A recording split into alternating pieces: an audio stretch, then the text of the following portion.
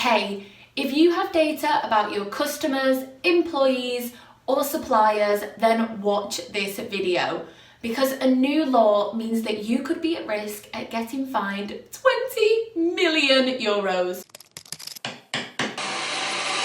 Marketing tools that win you more work. Digital. GDPR is a new law that's coming into effect on the 25th of May 2018. This is going to totally change how we store and use data, and they're going to be pretty strict on it. You could get fined up to 20 million euros.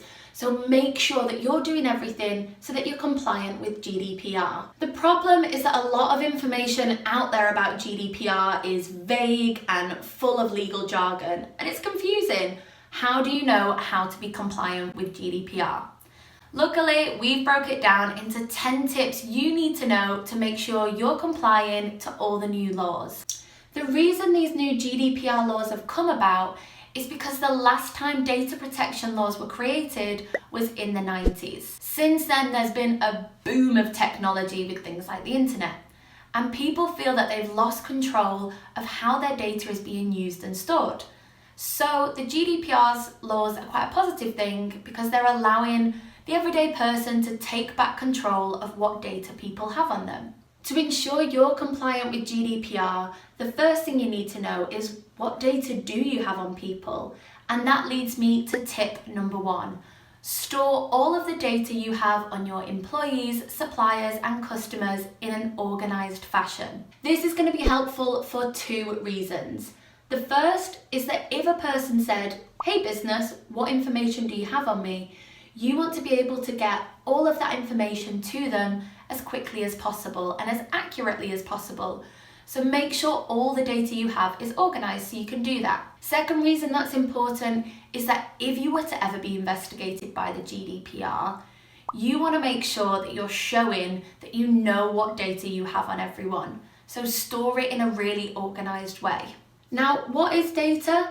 Well, personal data is any bit of information that you could use on its own or with another bit of information to identify a person. So that's going to include their name, their phone number, their telephone number, photos of them, their IP address. Make sure you know what data you have on people and identify what that is. Tip number 2 is to make sure that data is safely secured. So what measures have you got in place to make sure that nobody could leak, hack, or misplace that data? If you're storing that data digitally, what safety measures could you put in place? Could the information be up there in the cloud? Do you have antivirus software on all of your devices? If any of your devices were lost, could you remotely wipe that data so nobody could access it? Start thinking of these things because you want to make sure your data is always in safe hands. Similarly, if you have hard copies of your data, what are you doing? Are you securing that safely? Is it locked away? Is it in a fireproof box? Are you making sure that no one could access that information who shouldn't be? You also want to make sure you're recording the risk assessment. So actually write down what safety measures you've gone to make sure that data's safe. This is going to make sure everybody in your team knows exactly what's happening, and should you ever be investigated, you're showing that you've already taken necessary precautions. Tip 3 for being GDPR compliant: don't hold on to data unnecessarily. So this is a big one that's come into their new laws. You can't hold on to data if you don't know what you're going to do with it. You need to be totally sure of why you've got someone's name or email address. So don't hold on to data just in case it might become handy in the future. Tip 4 is you want to have a really clearly written fair processing policy. This is something you're likely to already have in the form of a privacy policy. So it's something you might be familiar with. All it is it's a document that really clearly explains what data you're going to be taking from people and how you're going to be using it. Every time somebody hands over a bit of data to you, you want to make sure that they have clear access to your fair processing notice. GDPR have asked that this fair policy notice has no jargon and legally and waffly bits in there that could be ambiguous. So start with a blank piece of paper and just in layman's terms say, what are you going to do with that information? When writing this document, here are some questions to keep in mind. What information is being collected? Who is collecting it? How is it being collected? Why is it being collected? How is it going to be used? Who will it be shared with? What will be the effect of this on the individuals concerned? Is the intended use likely to cause individuals to object or complain? Tip 5, if somebody asks, what information do you have on me? Do you have a process so that you can easily give that to them? So with the new law, you have to be able to supply people with what information you have on them. If they ask, you have to supply this information within 1 month of them asking, and you have to do it free of charge. So make sure you've got a process in place so that you can quickly get all the information you have on them and send that over to them. Tip 6, have a process in place for if someone asks you to delete all their data, you can. So if someone asks you to delete all their data, you have to. That's part of the new law. So make sure you know where all of the information you have on them is so you can easily wipe that.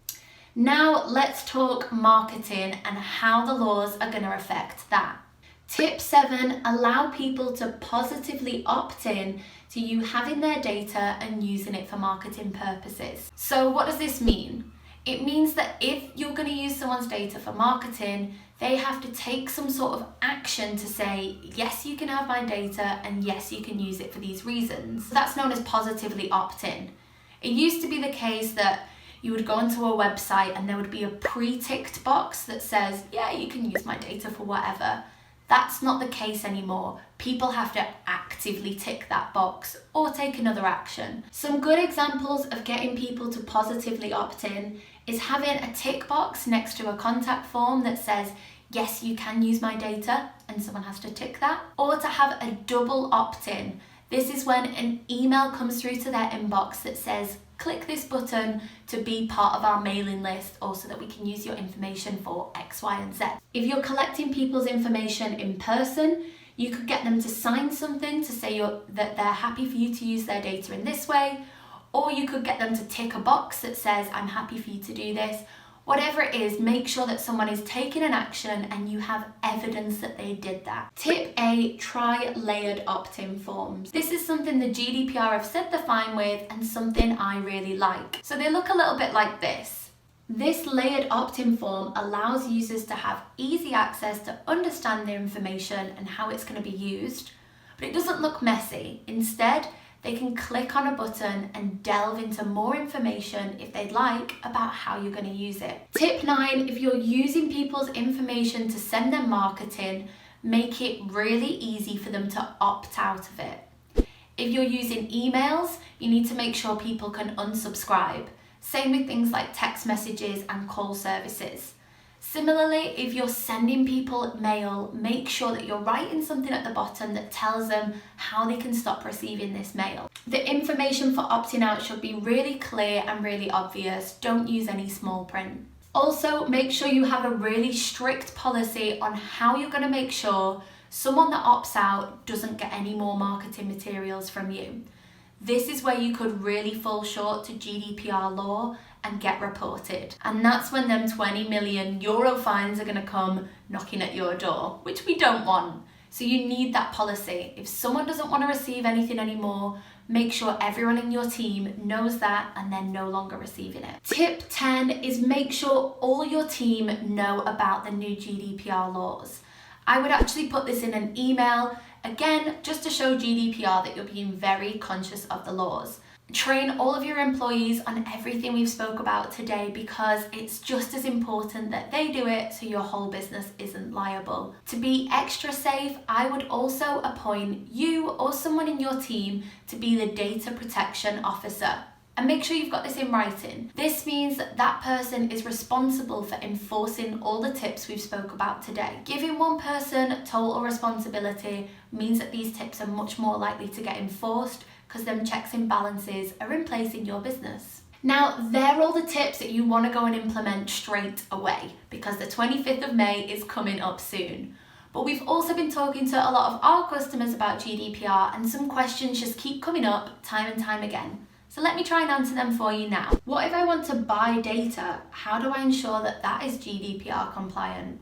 Great question. Well, if you're going to buy data, maybe like a big list of everybody's email addresses or phone numbers, you need to make sure that the person that you're buying that information from has been GDPR compliant. You also need to make sure that every single person on that list has actively opted in to receive information or have their data stored by a third party. So make sure you check with the person you're buying this information from. What if I want to sell the business in the future?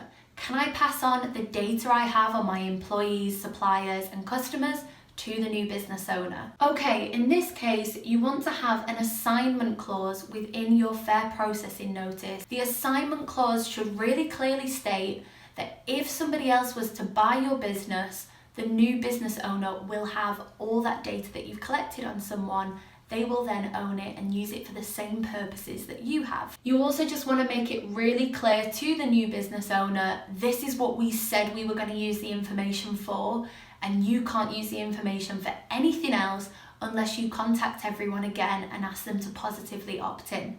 What about all of the existing data I have on people? Can I keep this after the 25th of May? So when the new laws come in May, you need to make sure that everybody that you have information about is consented to that. Your safest bet is to contact all of your existing database and just explain that the law's changing and that they need to positively opt back in to be able to receive emails from you, for you to continue to have their data, etc. How you choose to do that is totally up to you. I think the two easiest options is just ask everyone to email you back saying, yes, I'm fine with that, or ask them to click on a link that allows them to tick a box to say, yep, I'm fine with all the new law changing and I'm fine for you to still store my data. So in short, you are going to have to contact everyone and they are going to have to positively opt back in for you to keep their data. I hope you found these tips useful. If you've got any more questions, comment below and we will try and answer them to the best ability we can. Also, let me know in the comments how you're getting ready for the new GDPR laws. I'd love to hear more tips that we can share with each other. Now, small disclaimer, all of the information I've given today is totally my interpretation of the confusing legal jargon there is out there about GDPR and on the ICO website. This is my interpretation and I am not legally trained at all. So do go and do your own research because the information I'm giving is merely advice. I'd also like to give special thanks to Freya Claydon from Hybrid Legal. She's helped us put these tips together and given a lot of her expertise. Now, it's taken me a long time to put all these tips together, so I'd really appreciate you giving this video a thumbs up because that means more people on YouTube will get to see this video and be able to be GDPR compliant. Also, if you could subscribe, that would be great because I literally do a happy dance every time we get a new subscriber. So press subscribe, give us a like, and I cannot wait to see you in the next video.